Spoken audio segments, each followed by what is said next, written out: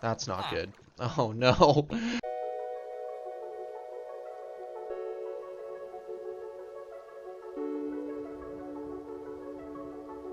Hmm. So this is episode 3, and I guess for now we have all our farms set up, our big mushroom farm, sugarcane farm, wheat farm, and our little starter village. So now it's time to do a lot of mining, enchanting, and getting the villager breeder going. Yeah? Yep. Yep. Is that exciting? You're going to go Yeah. do some mining right now, and I'm going to start working on the villager breeding. And I just hit the shift key lock again. Silly. Okay. Very fun. All right. All right. And we're off. I wasn't recording that whole time. No, I'm just kidding. Really? So I think I've decided I'm going to do the villager breeder in the mountain because last time I built it outside, um, they could get Zombie? struck by lightning and baby zombies got in one time and just wreaked havoc. Ah. So I think I'm just going to do it underground and just like make it secure behind doors and then it's easier. And I'm going to do the villager trading hall underground as well. And I think I'm going to do it over to the right side of where we made our little mine entrance in the hills over Yeah. there. And then the idea I had for the mining entrance, have you seen the, I forget what it's called, but it's in Jordan, I believe. It's that orange valley where they have like that carved entrance Mm-hmm. to tombs. I kind of Yeah, I want know to what you're do talking about. that with like orange terracotta and orange sand and like acacia wood. Make like a huge thing that basically covers the whole front of the mountain, and it's like our mine entrance is in the middle of it. Right, but it kind of blends in. It blends in. It's It's like all sort of sunken. It's sunken monotone. into the wall. So we'll have to like build out the mountain and stuff. Um, I don't know when we'll get to it, but that's like a cool idea I had. Do you know the picture I'm talking about? I think so, yeah. Yeah, I think that'll look pretty cool. So that's the plan. Nice. That's the plan. Okay, I'm gonna gather stuff for building the villager breeder.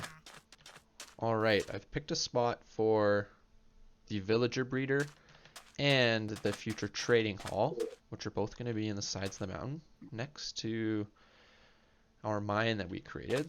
So then we can build cool entrances, which should make this whole mountain range look cool. So I've already gathered all the materials to do the villager breeder, and I'm using a design by Logical Geek Boy, which I can throw the link below. And yeah, let's get a time lapse going.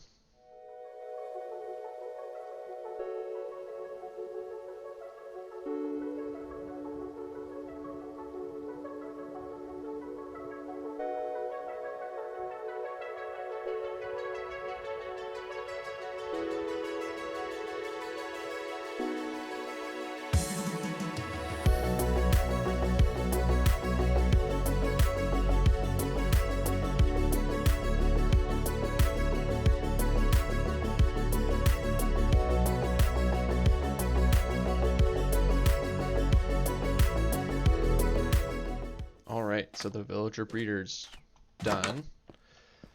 Have the villagers in there, and they are beginning to farm the carrots. Now I didn't have enough carrots to fully fill out the entire farming patch, so it might take a while before it's productive, but we'll pretty much give it a couple days and we'll come back and see if there's villagers I can plant some breeding. more.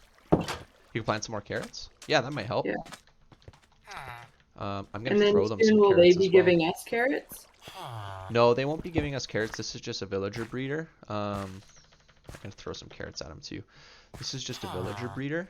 But they will start producing a ton of villagers, is the idea. So we'll just wait for that time. There is only one villager in here. Where'd the other villager go? Oh no.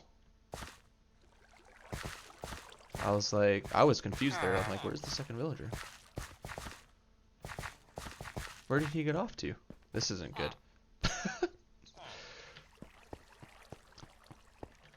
He somehow got out. Question mark? I think I hear him.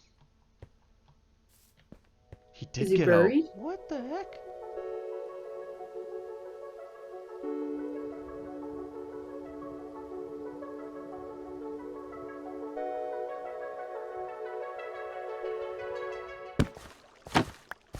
All right, there's 2 villagers in here now. Jeez.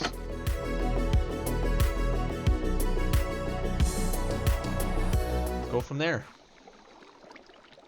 Oh, he got into the bed somehow. Oh, interesting. He was able to reach the bed.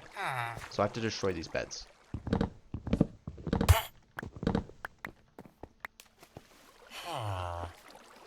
That's not good. Oh no. One eternity later. Oh, yep, I hear babies. Okay.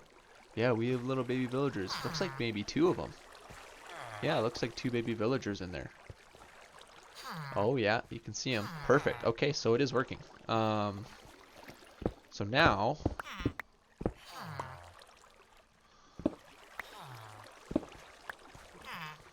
yeah, we can see them in there, 2 of them. Okay, so basically the next step is once they're adults, they will pop up and flow to this corner.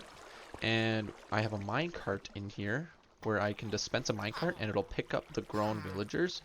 And what I'm going to do is transport them over to here where I'm going to make the villager trading hall. I think this is a good little spot for it. Again, I want the villager trading hall to be in the mountain just so it's safe from like lightning, zombie attacks, raids, all that sort of stuff. So that'll probably be the ideal space. And then I'll just make a door similar to the entrance that we have for our mine shaft over here, which I'm going to do in the form of Petra, if you guys want to Google that and see what that is. And then pretty much start making a giant villager trading hall so we can get things like mending books, unbreaking books, also have like infinite glass, lots of emeralds, and as well experience. There's a lot of good things that can come out of a villager trading hall, so we're going to basically do it all.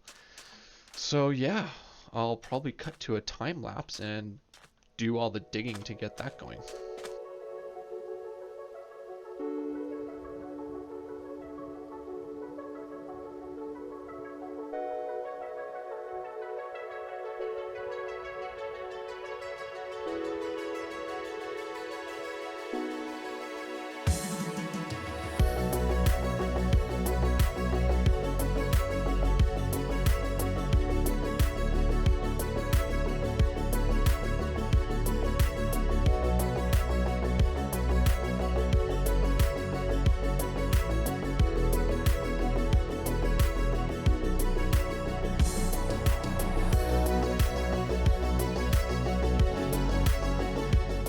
Okay, so as that time lapse showed, I actually dug right into a big, huge, wide open cave.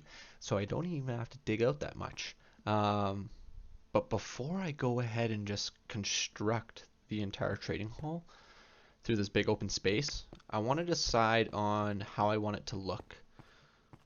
Pretty much in terms of building blocks, ceiling, wall, floor, all that kind of stuff. And just to highlight what I did really quickly, I basically spaced the villagers 1 block apart. So what I'll do is I'll cart them in on minecart, put them into here, keep them on their minecarts, and then I put the whatever trading station or workstation that they need, so like a lectern or a brewing stand, whatever it is, in front of them here, and then they just have this little space to stick out in. And then what I'll do is I'll get a zombie and use a name tag on him, and they can fit in here pretty much, and then I'll just close them in when we're not using them. And then all I do to infect the villagers is basically free the zombie from their spot here, expose the back of the villagers here, and the zombie can just walk right up, infect them, and then I'll lure the zombie back over to here, and then I can splash potion golden apple them, because the zombie will be here, and then I can pass through this passageway here. So that's pretty much how it's going to work.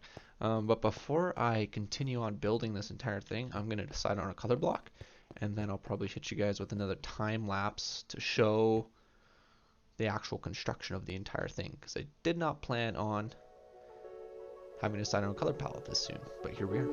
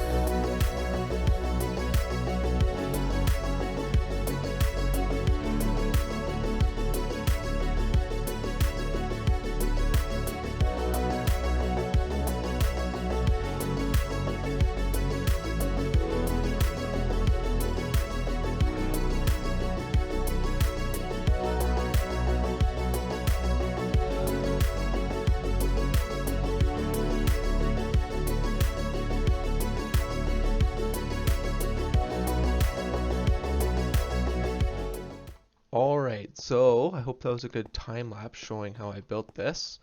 I actually ran out of some of the materials to finish up the backside and the roof just to close it all in. So I went and got some more of those, and I'll also be doing it as I put villages in here, like adding the orange terracotta to these surroundings as I throw the villagers in. So that's pretty much the next step. What I'm actually going to do quickly right now is go get the zombie and throw him in here, which I'll show on camera, and then, that was scary. That was an Enderman.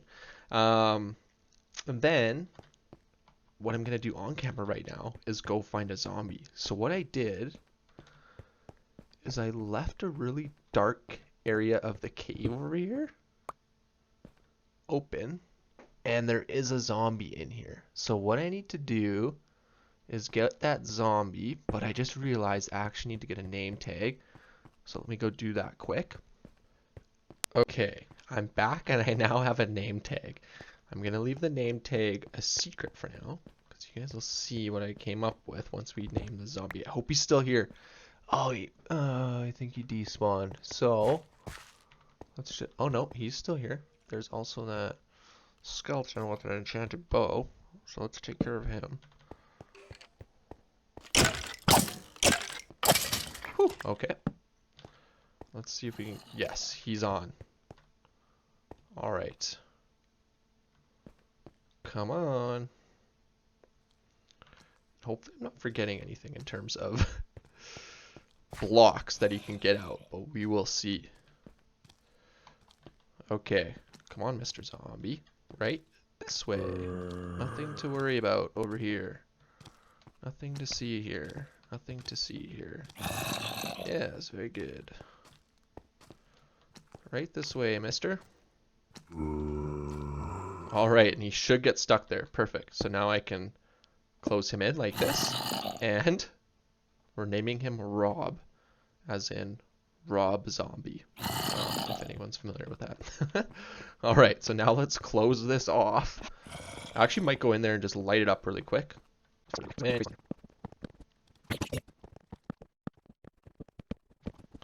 Alright, that was easy. So, let me talk through quickly what we did here. So, pretty much, you can see the design I went with here. I actually ran out of iron to do all these iron lanterns. So I need to go and finish that. But we went with acacia wood, kept it very orange-red, Badlands theme, if you will. And pretty much, we'll just get the villagers in here. They'll slot right in here on minecarts. And I'll then put the trading station right in front until we get the desired trade that we want. Mostly looking for the librarians to get useful enchanting books. The other ones, like the cartographers and the blacksmiths and whatnot, aren't as important as their trades are later on. But we can always swap them out. And then from there, this is a really easy to design in terms of how to zombify the villagers. So all I'll do, say I want to zombify this villager that is here. I'll block this off. I'll dig out this villager so he is exposed. and then I'll just free Rob, and pretty much the Rob will just walk up, zombify, and then I'll come back. Since the villager's in a minecart, he will not move, so I'll just put this back, and I'll take Rob and lure him back into his little spot here. So you'll notice I can exit through this side, and Rob cannot because he has the trapdoor here.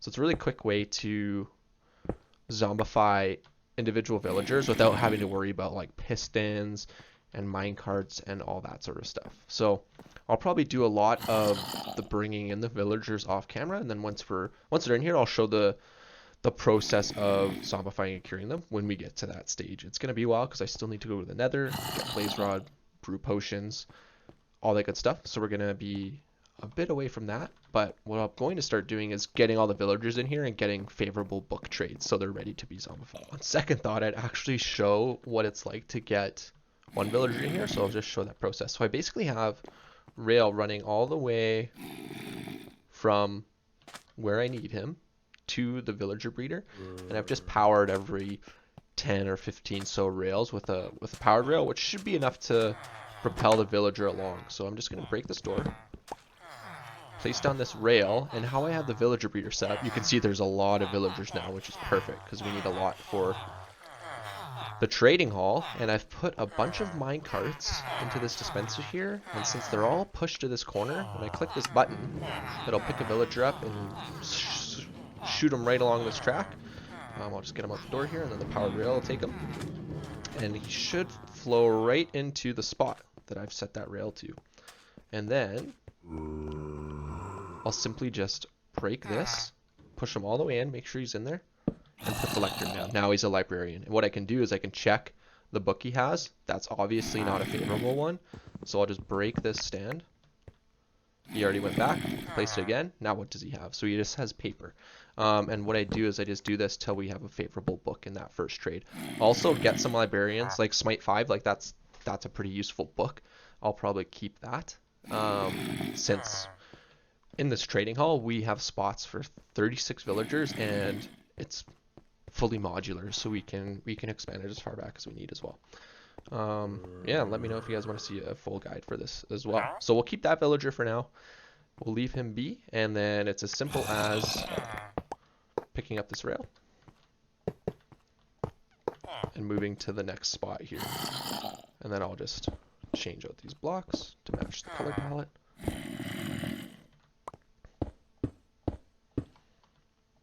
As we go. And the next villager is ready to go in.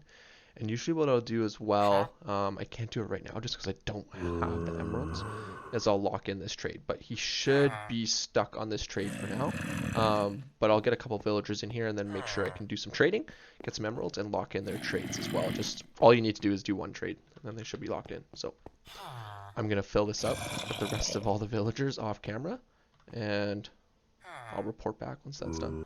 Alright, I'm back after putting in many villagers. I actually ran out of villagers, surprisingly. I believe I have just over 25 in here right now. I'm currently working on all the odds and ends types of villagers, but the piece de resistance, the books that I need is pretty much done. So I've gone ahead and got what I consider to be some of the most important or hard to get enchants through enchanting on these books that I can then trade with. So Feather Falling 4, Aqua Affinity, Looting 3, Mending is a big one, Silk Touch, Efficiency 5, which is huge. You actually can't even get that just by normally enchanting tools and whatnot. Protection 4, Power 5, Unbreaking 3, which is very useful, Sharpness 4, Fire Protection 4, Fortune 3, which is awesome, Respiration, Sweeping Edge, and Depth Strider. So pretty much with all these books here, I can craft Sydney and I best in slot tools and pretty much best in slot armor. I think I'm missing a couple in terms of potentially like thorns and like blast protection and stuff like that for some like auxiliary armor sets.